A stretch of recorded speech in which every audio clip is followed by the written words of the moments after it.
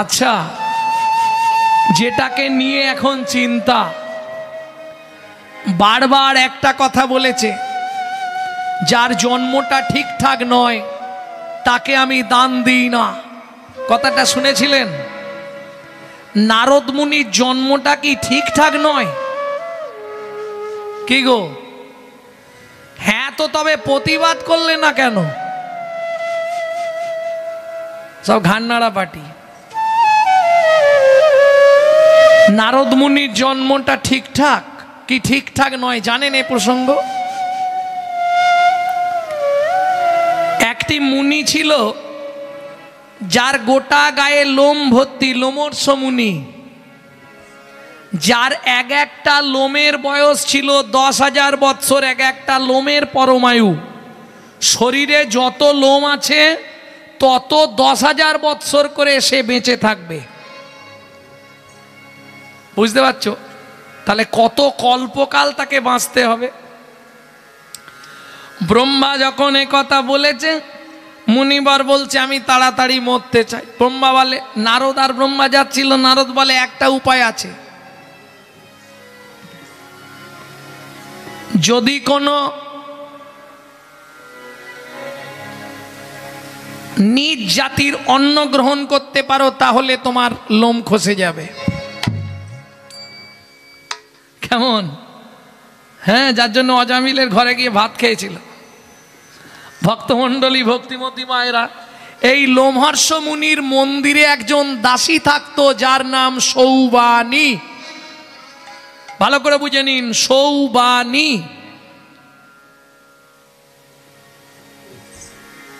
বিধবা,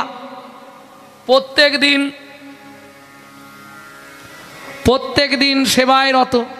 নারায়ণের জন্য তুলসী তুলে দেয়, তুলসী পরিষ্কার করে দেয়, ফুল তুলে দেয় সেবার।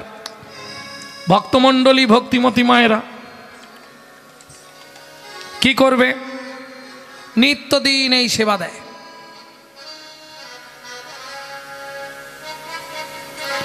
একদিন লোমহর্ষ মুনি বললে, মা তুমি এত সুন্দর করে ভগবানের জন্য সেবা করছো, তা তুমি তো কোনোদিন আমার কাছে কিছু চাওনি, আমার কাছে কিছু একটু চেয়েও, আমি দেব তোমায়। মুনিবর দেবেন? নিশ্চয়ই দেব। কাল যখন নারায়ণের মাথায় তুলসী দিয়ে বেরোবো তখন তুমি চাইবে, আমি তোমায় দিয়ে দেব। বেশ, সারা রাত ধরে ভেবেছে, তবে এমন কিছু চেয়েও, মনে রেখো তুমি কিন্তু বিধবা। সারা রাত ধরে ভেবেছে, ফুল তুলসী তুলে দিয়েছে। লোমহর্ষ মুনি নারায়ণকে তুলসী দিয়ে বেরোবে, আঁচলটা পেতে দাঁড়িয়েছে, বাবা দেবেন না? নিশ্চয়ই দেবো, বলো তোমার কি চাই? কি চাও বলো? মনে মনে ভাবছে, চেয়েই ফেলি, যা হয় হবে। একটি সন্তান দাও গো মুনি, যেন বিষ্ণু ভক্ত হয়। একটি সন্তান দাও গো মুনি, যেন বিষ্ণু ভক্ত হয়।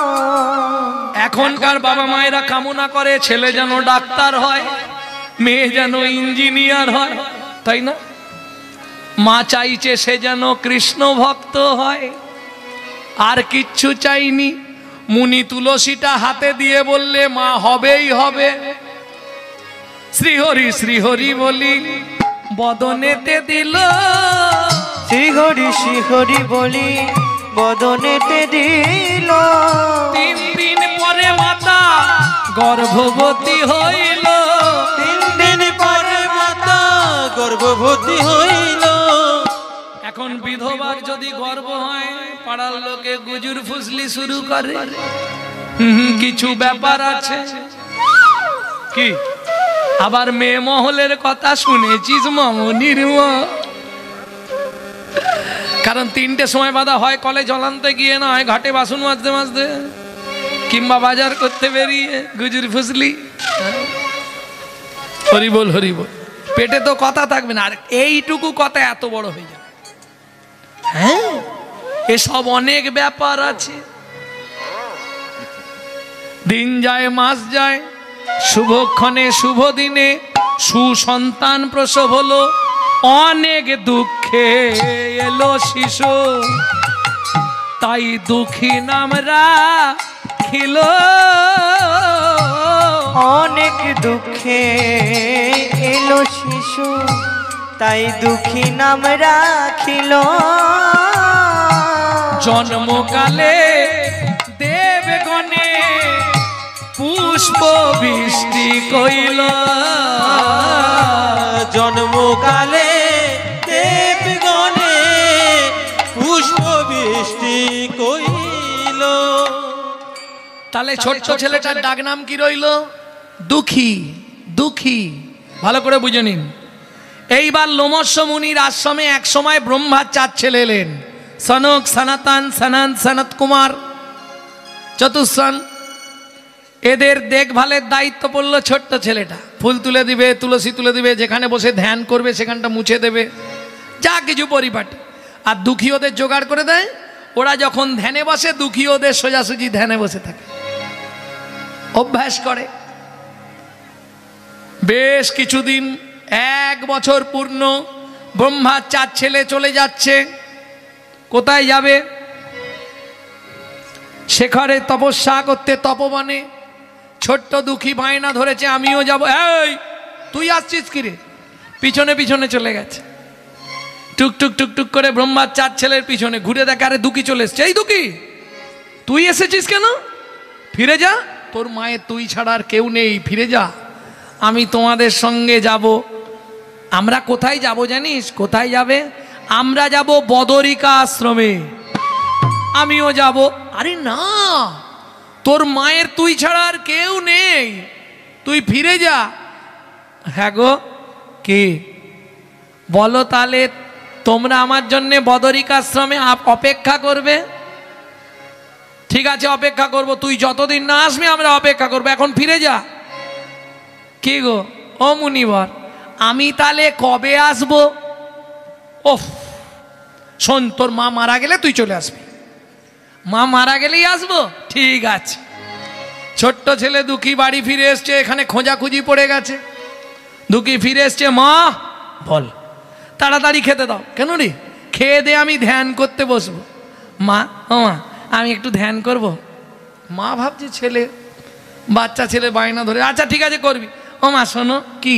আমার মাথায় হাতটা রেখে বলো, কি আমি যতদিন চোখ না খুলবো তুমি আমাকে ডাকবে না?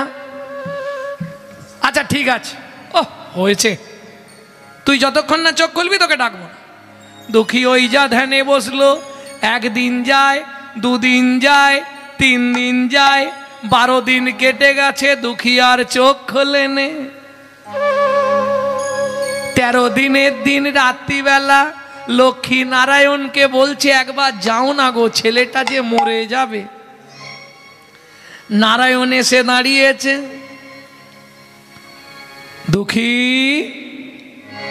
ও দুঃখী, কি নিবি তুই? কিসের জন্যে এত ধ্যান করছিস?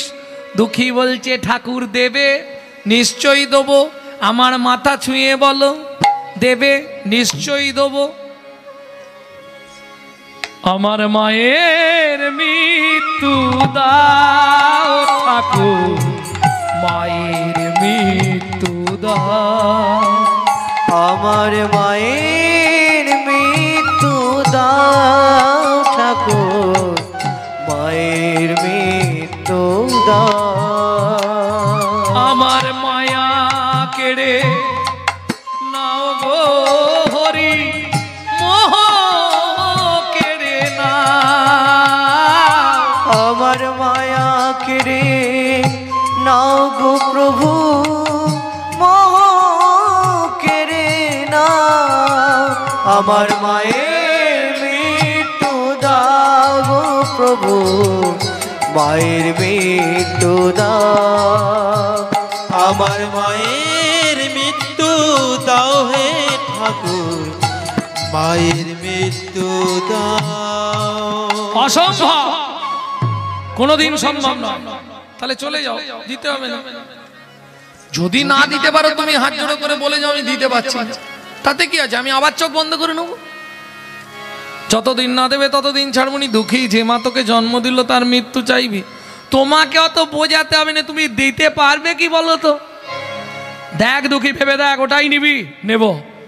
আবার বলছি দুঃখী ভেবে দেখ, মায়ের মৃত্যু চাস? বললাম তো চাই।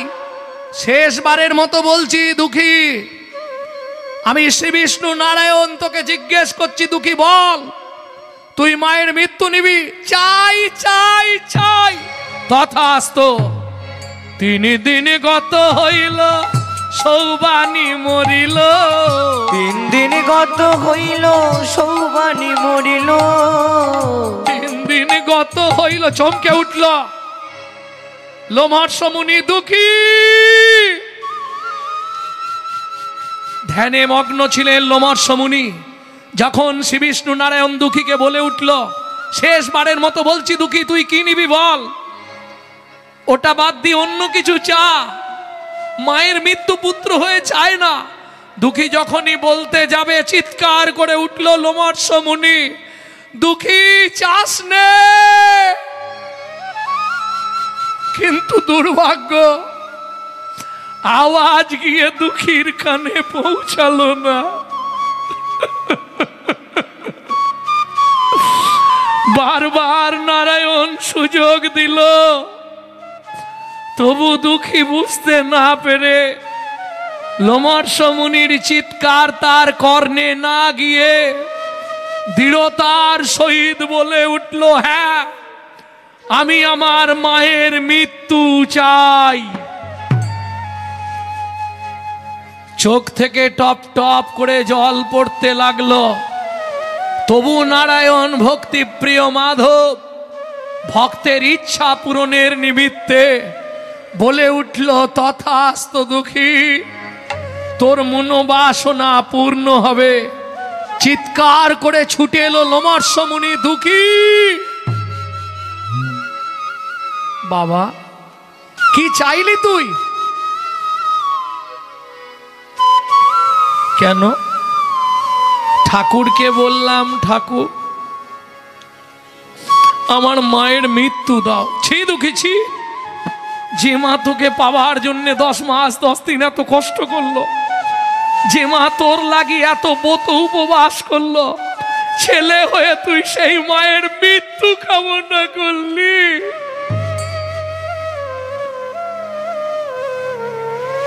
স্তব্ধ হয়ে গেল দুঃখী। মুনিবর, আমি তো এত ভাবিনি, এ তো আমি ভুল করে ফেলেছি। মুনিবর, এই ভুলের ক্ষমা কি করে হবে? হবে না। 12,000 বৎসর ওই বদরিকা আশ্রমে সাধনা করবি, তারপর যদি কৃপা হয়, ছুটতে ছুটতে গিয়ে চিৎকার করে আছাড় খেয়ে পড়ল মায়ের চরণে, মা, মাগো,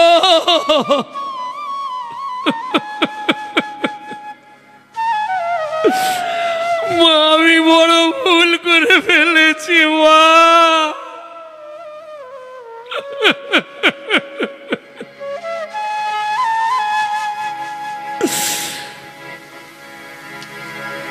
দুঃখী, এই দুঃখী, তোর কি হয়েছে? তুই হঠাৎ এমন কাঁদছিস কেন? তুই তো কোনোদিন এমন করিস নে। বল না দুঃখী, কি হয়েছে তোর? ওঠ বাবা, ওঠ, আমার বুকে আয়। কি হয়েছে তোর দুঃখী? মা, আমি বড় ভুল করে ফেলেছি মা।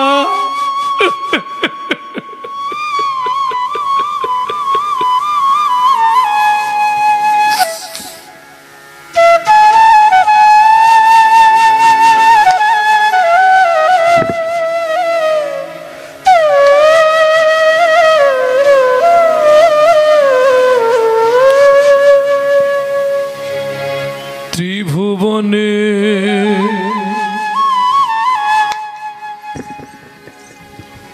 মায়ের মতো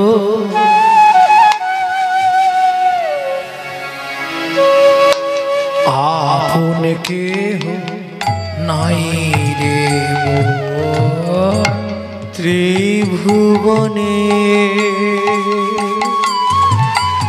আমার মায়ের মতো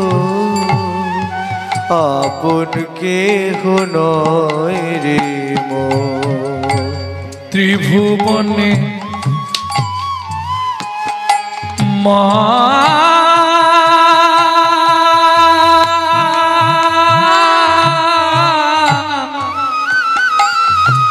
আমার মা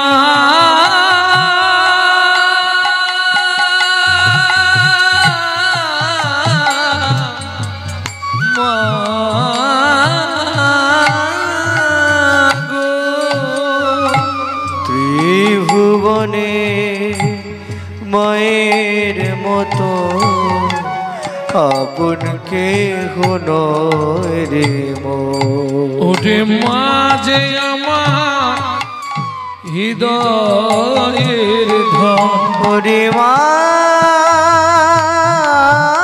যে আমার হৃদয়ের ধন। হৃদে ধরি আমি মারে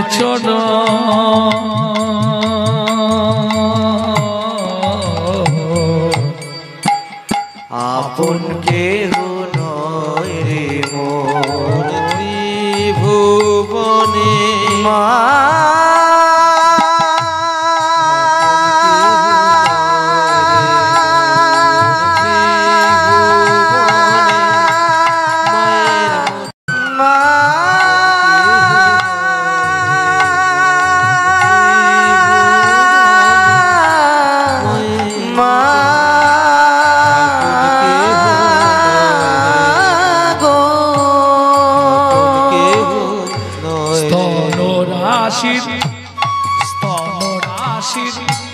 স্তন রাশির বিজু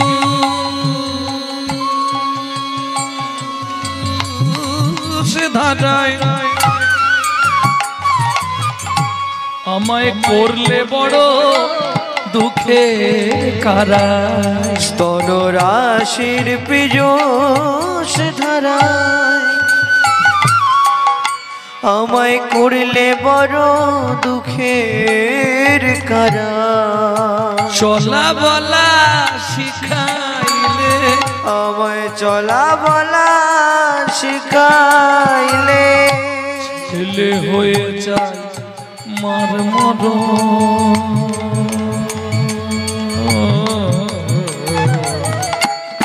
আপন কেহ নয় রে মোর।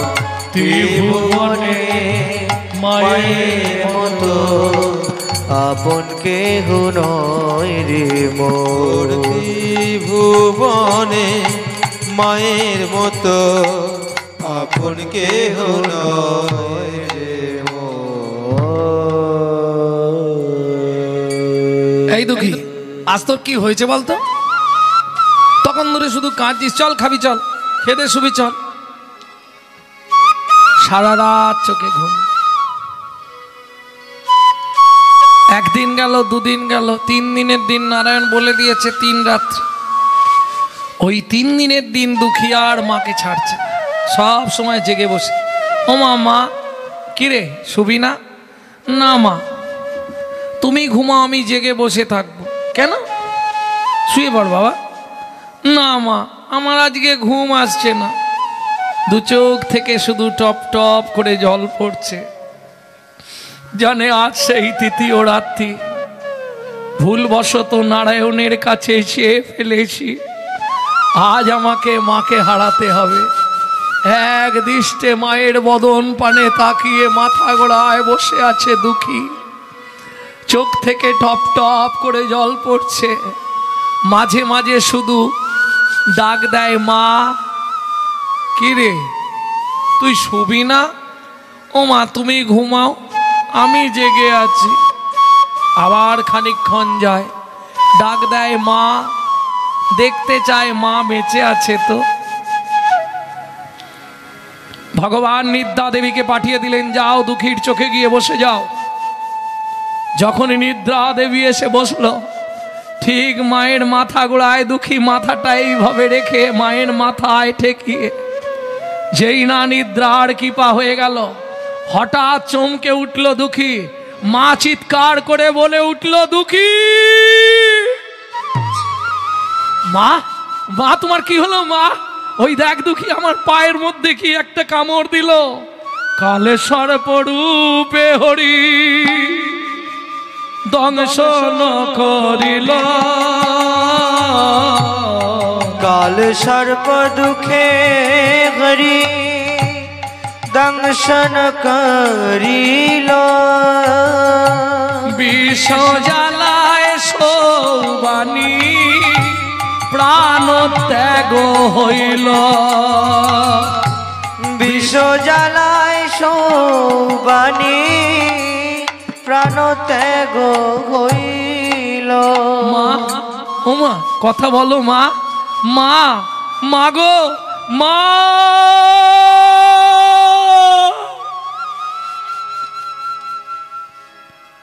ছুটে এলো লোমহর্ষমণি দুঃখে। যদ ঘটাতি তদ মঙ্গলং, যা ঘটেছে তোমার মঙ্গলের জন্যে।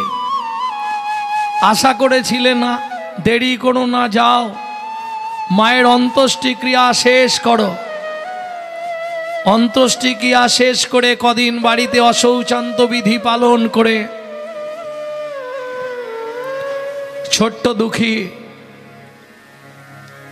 গুরুজনদের চিত্তপটে প্রণাম করে মন্দিরে ভগবান নারায়ণকে প্রণাম জানিয়ে লোমহর্ষ মুনির চরণের ধুলো নিয়ে চলতে শুরু করলেন বদরিকাশ্রমে।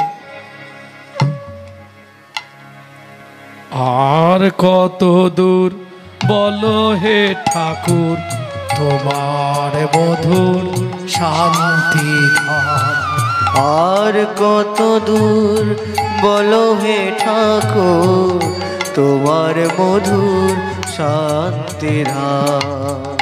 আর কত দূর বলো হে ঠাকুর তোমার মধুর শান্তি ধাম। আর কত দূর বলো হে ঠাকুর তোমার বধুর শান্তি ধাম। এ দুর্গম পথে চলিতে চলিতে, এ দুর্গম পথে চলিতে চলিতে, এ দুর্গম পথে চলিতে চলিতে অবসান মন দেহ প্রাণ তোমার মধুর শান্তিধাম। আর কত দূর বলো হে ঠাকুর মধুর শান্তিধাম। আর কত দূর বলো হে ঠাকুর তোমার মধুর শান্তিধাম। এই বদরিকাশ্রমে সাধনা করে 12,000 বৎসর পর দাড়ি গোম, মাথায় বড় বড় হাতে নখ, মাথার চুল বড় হয়ে গেল ওই দুঃখী নামের ছেলেটা। 12,000 বৎসর সাধনা করার পর দেবতারা দেখতে এলেন বদরিকা আশ্রমে ওই ছেলেটাকে। কেমন? সবার আগে গেছিলেন কে? ব্রহ্মা। ব্রহ্মা গিয়ে ছেলেটাকে দেখে চাইলেন এই ছেলেটাকে আমার করে নিতে হবে। হ্যাঁ, একটু খোসামতি কথাবার্তা বলে ব্রহ্মা একটু আদর টাদর করে বললে, শোন আজ থেকে তোর নামটাই বদলে দেব। কি নাম দেবো তোর? চতুর্মুখ ব্রহ্মা খুশি হয়ে নাম রাখলেন, আজ থেকে তোকে আমি যে হরিনাম দিচ্ছি এই হরিনাম তোর বদনে কেউ রোধ করতে পারবে না। আজ থেকে তোর নাম হবে নারদ। নারদ। ব্রহ্মা নাম দিলেন নারদ। ওই দুঃখীর ছেলের দুঃখীর নামই নারদ, যে নারদকে আপনারা মুনি হিসাবে চেনেন। এর লাইভ হিস্ট্রি বললাম। কেমন? ভক্তমণ্ডলী, ভক্তিমতী মায়েরা, এরপরে গেলেন শিব। কি করলেন? আপনার রুদ্রাক্ষের মালা নারদের দিল। একে একে সমস্ত দেবতা। পবন দিলেন ঢেকি, ঢেকি বাহন দিয়ে দিলাম, তুই ঘুরে বেড়াবি আর হরিনাম করবি। তাকে কিনা বলে দাসীর পুত্র। অপরাধ